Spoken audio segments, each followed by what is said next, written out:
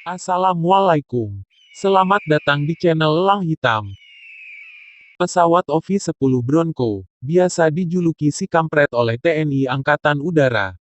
OV-10 Bronco adalah sebuah pesawat militer ringan berbaling-baling, bermesin turboprop ganda, dan sayap tinggi buatan North American Rockwell sebagai pesawat serang ringan. OV-10 Bronco yang memiliki desain unik twin tail boom, atau ekor kembar, dikembangkan pada tahun 1960, sebagai pesawat khusus untuk pertempuran anti-gerilya, atau counterinsurgency.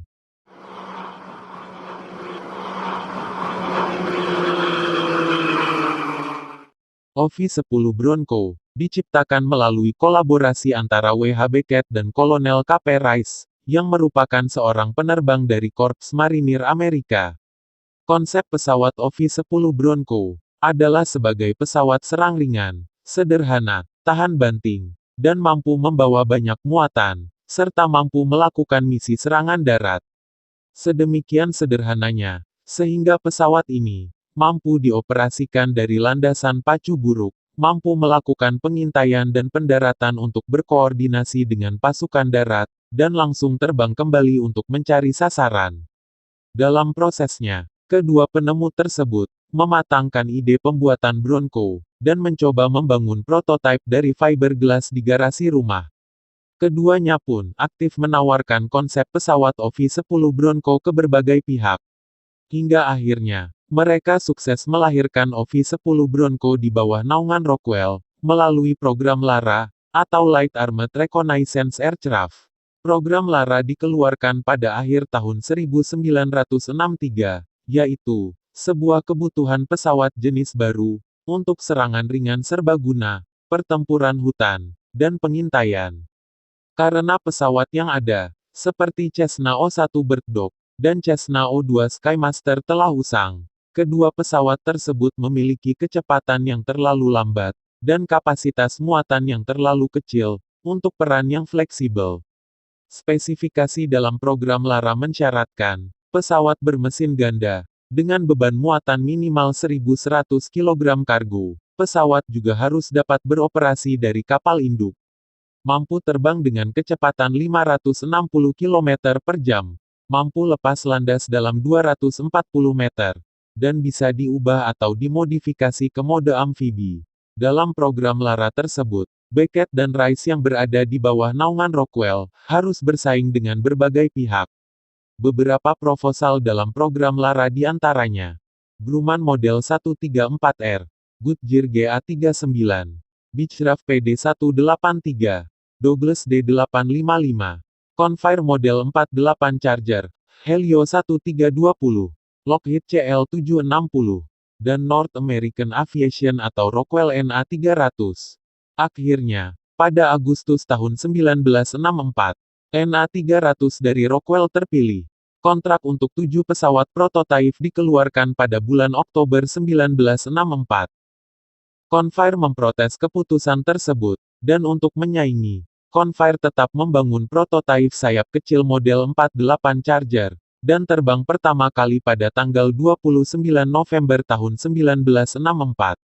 Pesawat model 48 Charger ini memiliki luas tata letak yang mirip dengan OV-10 Bronco. Meski dalam beberapa hal, pesawat 48 Charger mampu mengungguli OV-10, namun pesawat itu jatuh pada 19 Oktober tahun 1965, setelah menjalani 196 kali uji terbang.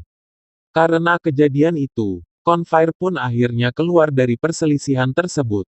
Sedangkan, Bronco akhirnya mulai terbang perdana pada 16 Juli tahun 1965, di tengah program uji coba pesawat 48 Charger. OV-10, sejak awal memang dirancang, agar mampu lepas landas dan mendarat di landasan pacu buruk. Bronco bahkan bisa diperbaiki dengan alat yang terbatas. Bahkan, dalam kondisi yang mendesak, mesin Bronco juga sanggup meminum bahan bakar busuk, seperti bahan bakar mobil yang berotan tinggi.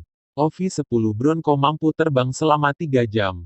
Bahkan, jika ditambah bahan bakar eksternal, Bronco mampu terbang sampai 5 jam lebih. Dalam banyak kejadian, Bronco mampu terbang baik, walau hanya dengan menggunakan satu mesin. Bronco memiliki dimensi panjang 13 meter, lebar sayap 12 meter, dan tinggi 4,6 meter. Bronco memiliki bobot kosong 3,1 ton, dengan berat landas maksimum 6,5 ton.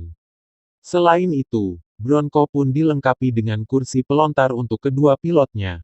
Dari segi persenjataan, pesawat ini dibekali satu pucuk M197, kaliber 20 mm, atau 4 senapan mesin M60C, kaliber 7,62 x 51 mm.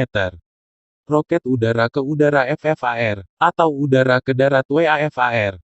Rudal AIM-9 Sidewinder, serta bom hingga seberat 227 kg. Pesawat Bronco memiliki kemampuan bermanuver yang mengagumkan.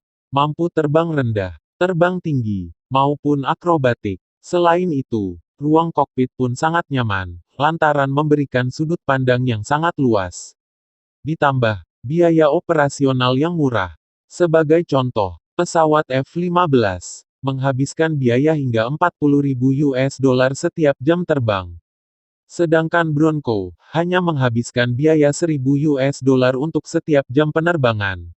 Dengan kemampuan yang sangat luar biasa, ditambah murahnya biaya operasional, sangat wajar jika banyak negara yang tertarik untuk memiliki Bronco. Selain Amerika sebagai negara pembuatnya, pesawat ini pun digunakan oleh Jerman, Thailand, Venezuela, Brazil, dan Indonesia. Indonesia membeli pesawat OV-10 Bronco sebanyak 16 unit pada tahun 1976. Pembelian itu untuk menggantikan pesawat tempur B-26 Invader yang sudah uzur, dan pesawat P-51 Mustang yang di-grounded. Salah satu alasan yang membuat TNI Angkatan Udara tertarik pada OV-10 Bronco adalah kesuksesan Bronco saat dioperasikan dalam Perang Vietnam, dan ditambah karena kebutuhan TNI Angkatan Udara untuk operasi Seroja di Timor Timur. Pengiriman Bronco dilakukan mulai tanggal 28 September tahun 1976, dan pengiriman terakhir pada tanggal 17 Mei tahun 1977. Pada awal kehadirannya, Bronco masuk dalam Skadron 3, kemudian pindah ke Skadron 1 pembom, dan terakhir pindah ke Skadron 21. Seiring waktu berjalan, jumlah Bronco terus berkurang, hingga hanya layak disebut sebagai unit, bukan lagi skadron.